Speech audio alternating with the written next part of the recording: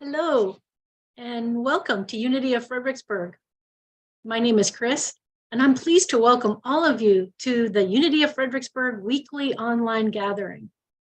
At Unity of Fredericksburg, we're advancing the movement of spiritual awakening and transformation through unity, a positive path for spiritual living. Our message today comes in the form of a conversation between our minister, Reverend Cheryl Fair, and Dan O'Neill, who has been studying and teaching A Course in Miracles for many years. And now we'll turn it over to Reverend Cheryl. Thanks, Chris. And here we go. I'd like to introduce Dan O'Neill to everyone. Dan and I have known each other for a long time. We have collaborated playing music and on various activities, and I've always known that he was teaching and studying A Course in Miracles. I've made a few little efforts to learn about it. In particular, I want to mention that I've studied this book here called Unity and A Course in Miracles. So I suggest that as a resource for anyone who is interested in learning more. So welcome, Dan. Thanks so much for being here with us today. Oh, it's my pleasure. And I'm really honored that you asked me to come. All right. So let's start out by, can you tell me something about how things were for you when you discovered A Course in Miracles and how that kind of caught fire for you? Yeah, I was actually the concepts in the course just really spoke to me right away. When you hear what you perceive to be truth, it just rings true for you, and it just excites you. So originally, I knew that the course was a good thing, but I didn't know what it was. This was back in the late 70s, early in like 1980. I was just really hungry for new thought kinds of ideas. You know how that happens, and you discover new thought and you say, yes, this is it. I want to eat it all up. I want to know everything. Yeah. So there was a weekend workshop thing in Silver Spring, Maryland, which I went to, and I saw the book there, so I bought it, and I didn't know anything about it yet. I moved to Richmond in 1989, and I was told I had a meditation teacher back in Baltimore, where I'm from, and he told me to look up Dr. Vernon Sylvestre and his Institute of Higher Healing. It's no longer there, and unfortunately, Dr. Sylvestre has since passed. But he started a Course in Miracles study group. He was a pathologist. Actually, he was the director of pathology at Johnston Willis Hospital. And he started a Course in Miracles study group in 1985 in the hospital in his area. And then when he started his center, he just moved his. He had a center on Broad Street, right near Hamilton and Broad, which I think is now a real estate office. But at that time, both unities were very small. Unity of Richmond was meeting in a house on Seminary Avenue near Laburnum. In the living room was a maximum of 20 people. And Unity of Bonaire was meeting in Bonaire School in a classroom, maximum of 20 people. And Dr. Sylvestre's center, actually, on Easter evening, we used to have workshops or healing circles there on every Sunday night. And Easter Sunday evening, we had 90 people there. It was just a beacon of light to surrounding states as well. So he was teaching, when I first got here, he was teaching a class on A Course in Miracles. And so I decided to, one of the first things I did when I got here was just sign up to attend his class. And it just spoke to me in a number of different ways right away. And I joined the meeting, the study group. And by the end of the year, I was facilitating it, and I've been facilitating that study group since '89. Since 1989, so it's been some decades. So It's been a while. I'm assuming that you consider yourself a student as well as a facilitator, because You I bet. would, yeah. It's- So can you give us some idea of what kind of an impact A Course in Miracles has had on your life? I've got some really good examples of how it's worked for me. One was I was an engineering draftsman for most of my life, and the company that I work for down here, after I got involved with the course, there was a lot of stress, a lot of tension, a lot of deadlines, and there's a reason why they call them deadlines, because they'll kill you. So the vice president of the company was not known for being kind, or he could be a little verbally abusive, and there was a one time when he was really on my case because I wasn't getting things done fast enough for him. And there really wasn't anything I could do. I was getting everything done as quickly as I could, but it was really getting in my head, and just really, I was distressed about the whole situation. And I remembered to stop, because one of the concepts in the course is that the Holy Spirit is always with us. God is always accessible to us in every moment, and we constantly forget to ask for help. So I was in a situation where I decided that I needed to ask for help. So I said, please, take this. Let me see the good in this situation. And right after I did that, it took me about a half hour to calm down, really. But at that, just about a half an hour, the vice president came into my office, and he apologized to me for having treated me the way he did. And he didn't apologize to anybody for anything. So that was one really powerful situation that I can say it works. We need to remember to ask for help, and it's always there as long as we're willing to get the help, to hear it. And Great example, because I think many of us, even if it's not a work situation, I mean that having a situation or an individual that's really pressuring us, and we're really feeling like we don't have what we need. What a great reminder to just, in unity terms, just kind of turn within to that, that spirit, that ever abiding resource that's there. And I think just last week or the week before, we were talking about the power of the ask, because in unity terms, they talk about Emily Cady back in Lessons in Truth talks about the power of the ask, that you're essentially placing a demand on source, and it's always there, but it's up to you to ask. So that's a great example. Any other thoughts? Do you have another example up your sleeve of? Well, that's probably the most powerful one that I have. Yeah. But there were several concepts that really got my attention, and that was one of them. Is that we always have help. I'm trying to think of a couple more. Well, I can go on to a different question if you want to percolate with that. Okay. But that was a really good example, because I think we can all relate to those kinds of situations where we just are feeling like we don't have the resources we need. And that's, it sounds like it's an essential truth that's in Course in Miracles and also in Unity teachings, that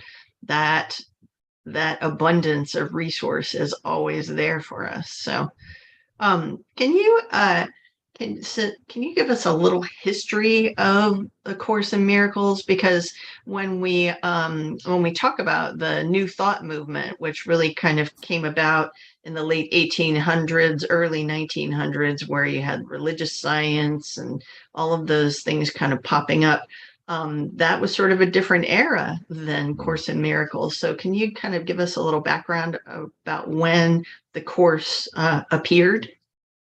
Yeah. So The scribe for a course, it was channeled information. It was Jesus coming through a woman psychologist who worked at in New York at a research hospital, and her history was kind of interesting because she was Jewish by birth, but her parents were non-observant Jews, and they were professional people. So she had a nanny, and she alternately had a Catholic nanny and a Baptist nanny. So she changed between Baptist and Catholic in her learning, and then she became an angry atheist. Mm. So here's an angry atheist, professional woman who's really concerned about her reputation, receiving channeling from Jesus, which totally flipped her out. Right. I can imagine that was really unsettling for her. Yeah. How did So, that channeling show up? Yeah. So her boss, and she did it in her own style of shorthand, so nobody really could read it but her. And her boss, Bill, her name was oh,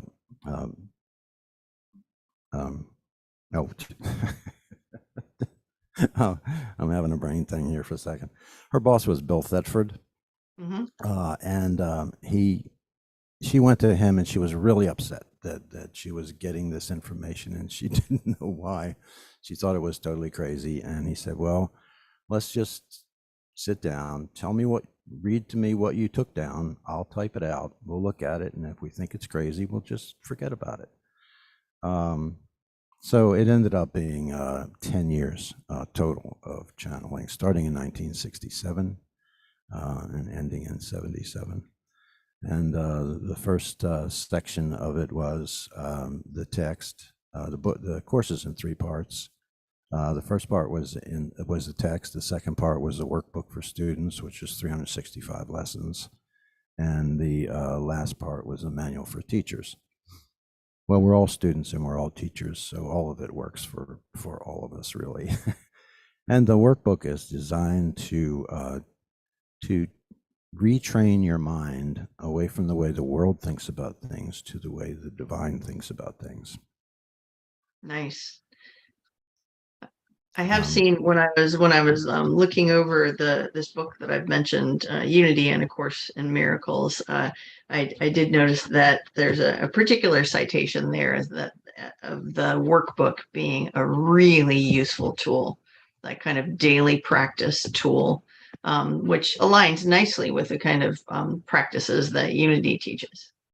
Yeah, and there are many people who actually the lessons are online. Anybody can find them online, and there are a lot of people who just do the workbook, and it does change you. It changes how you think. It starts off by saying nothing in this room has any meaning, and then it goes on to it only has a meaning that I give it. And of course, as we look at everything in our lives, everything only has the meaning that we give it from our perspective, from our environment, from our growing up, knowing people that somebody reminds me of somebody, and so we give them a meaning about that person, which has nothing to do with who they are. Yeah. So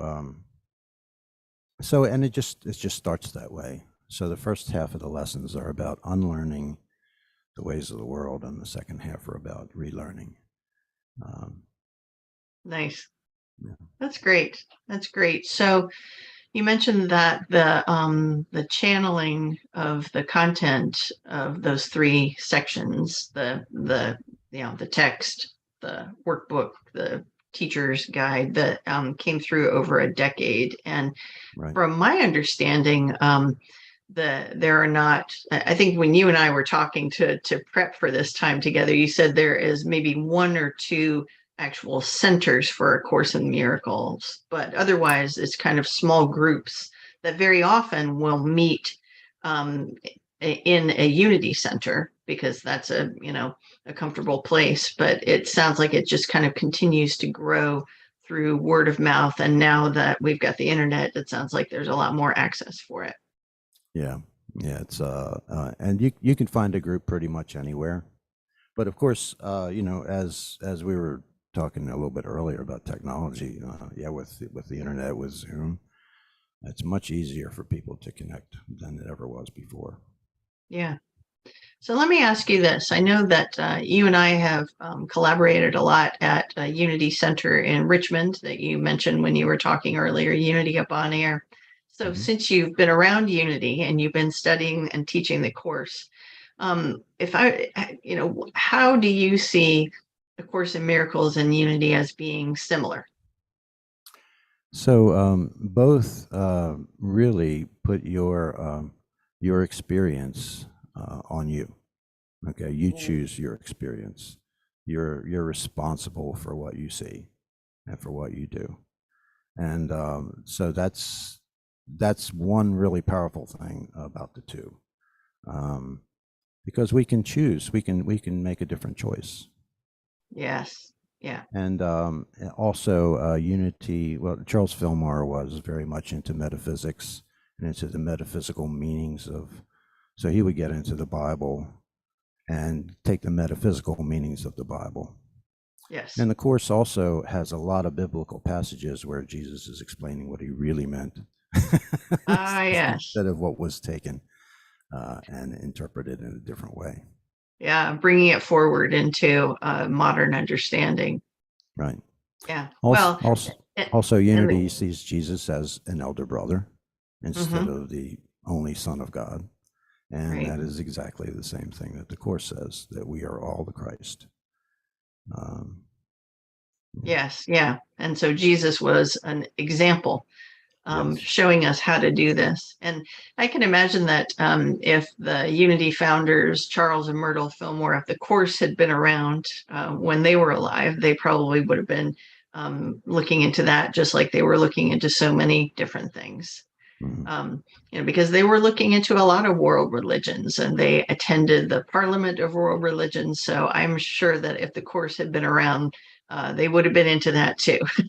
So when it comes to Unity and A Course in Miracles, do you see any particular differences? Yeah, and you would probably be a better spokesperson for Unity than I, since you've done so much study in it. I haven't done much study in Unity, but A Course says that it's more Buddhist in its philosophy, in that this is all Maya, this is all a dream, that we've created this dream, and that this experience is not real. That the only thing is real is who we truly are, our higher self, our spirit, and that we are extensions of God. And we are creating, and this is the most difficult thing for most people to accept, is that we are creating all of this through our group consciousness. So the Course says that this is not real. This is all a dream. Well, it sounds like there's a different vocabulary and maybe a different approach, but a lot of it would be similar. One of the things that I think is particularly useful about Unity is that it does address our everyday lives as a part of the whole. So there's a difference there in approach, because Unity teaches about the threefold nature of humanity. Spirit and then consciousness, which of course is this level that we're talking about, where we have the capacity to manage our thoughts and feelings and thereby our experience of what we're experiencing in the outer. But Unity also kind of embraces our human experience, and like to say we're 100% human and 100% divine at the same time. So it's that kind of ultimate paradox. So there is a difference there. but a lot of it, I think, is more semantics and kind of like the approach, because certainly unity is the terminology that I would use is that the universe, God, divine mind, whatever name you like to use, is expressing at the point of each and every one of us. So we, Mhm.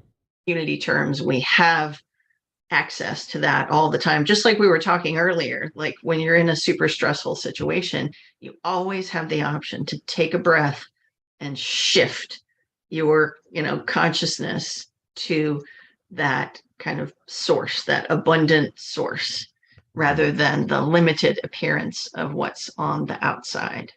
Mhm. So thank you for kind of pointing those things out. And I'm sure because you've been teaching for so long and you had people show up asking questions, you have a sense of what are the things that people, need to, it takes them a while to work on before they reach a level of understanding. I usually wait a little bit before I say it's all a dream. Yeah, give him some time. Give him What I some say time. is that say that it just teaches what Jesus taught. Love Yeah, God, love your brother as yourself. yeah. And the key in that last part of that is that your brother is yourself. That the course Ah, says there's only one of us here, but yeah. we're manifesting in many different ways because because we're made in the image of God. We have that power to manifest as in different ways. Nice. So, So I have a feeling that you've already answered my last question before we wrap up here. One more question, but I think you might have already answered it, which is, what would you like us to know about A Course in Miracles? um, okay, there's something that I want to read. It's just a Okay. short little bit, and I'll say that the story of A Course in Miracles is on YouTube, and anybody can watch it. And it has Bill Thetford in it, and Glenn, I forget her name, but she's voicing Helen, and it's in two parts, and it's about Helen's life, and it's also about 24 people of different walks of life who all talk about how the course has worked in their lives, and it's from a guy who committed murder and robbery and spent time in San Quentin and how it changed his life, to a Romanian Jew who grew up during World War II and had 2/3 of his family killed in Auschwitz. And his name is Michael Burke, and he has one of the italicized sections in the course, which is always they're always powerful. But there's an italicized section here that he uses as a prayer for forgiveness, because forgiveness is one of the main concepts in the course. Forgiveness is the tool, the big tool that we have in the world so that we can be at peace. And the goal of the course is to be at peace no matter what's going on around us. Okay. And this is the prayer that he would say every day so that he was able to forgive the Nazis. I give you to the Holy Spirit as part of myself. I know that you will be released unless I want to use you to imprison myself. In the name of my freedom, I choose your release because I recognize that we will only be released together. Wonderful. So our brother is our savior as well as ourself. Wonderful. Thanks so much, Dan. Oh, you're Thanks welcome. for being with us today. And for those of us who are in the Zoom community room, we have some more time with Dan coming up. But for now, we all want to say thank you. Thanks so much. And Dan's going to sign off here. At least he's going to shut down his camera and his microphone, and we're going to move into a time of meditation together. Just taking all of this conversation into the heart space. And let's begin by taking a few deep breaths. If you wish, you can allow your outer eyes to drift closed as we quiet the mind and open the heart. And in that heart space, we recognize our human desire to seek And as Jesus taught us, when we seek, we find. And as is quoted from Jesus in the Gospel of Thomas, when we seek, we find. And at times when we find, when we discover, sometimes we become unsettled. And in that space, we have the opportunity to learn and grow. So in this moment of meditation, we recognize our seeking hearts, and that as we seek, we have this opportunity to ask, as we were talking about earlier, to place a demand upon the abundant nature of the universe and find that which we seek. And when we find things, we may become unsettled, but we have the power to learn and grow. So let's take a few moments in the silence together to just hold all of that, to treasure our hearts and our spirits as we seek to learn and grow together. So let's move into the silence together right now.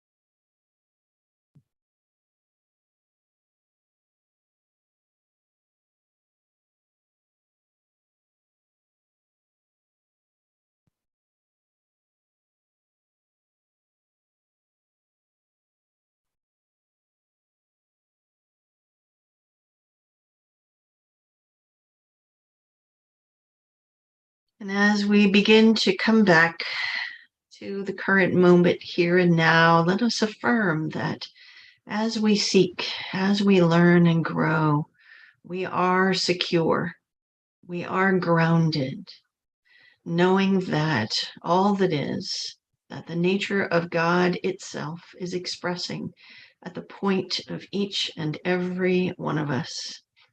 And I welcome you back into the current moment. Let's close our time of meditation together with an affirmation. Here's the affirmation. The wisdom of the universe is mine to discover, and I am grateful. Let's say it again. The wisdom of the universe is mine to discover, and I am grateful. All right. That is it for our meditation time today.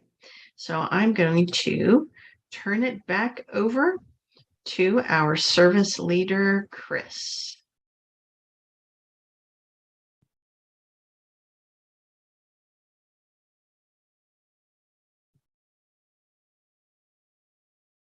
Are you there, Chris? There she is. So for those of you watching on YouTube, we thank you for joining our weekly broadcast. Please like this video and subscribe to the Unity of Fredericksburg YouTube channel so you can easily find us again next Sunday at 11 Eastern Time. All are welcome to join us in the Zoom community room for the full Sunday morning experience, including music, prayer, and connection. Send an email to info@uofva.org to receive the Zoom link. And for those local to Central Virginia, Unity of Fredericksburg offers a variety of fun and enriching in-person gatherings every month. Learn more and support our mission of spiritual awakening and transformation at our website, uofva.org. Thanks for watching and see you next time.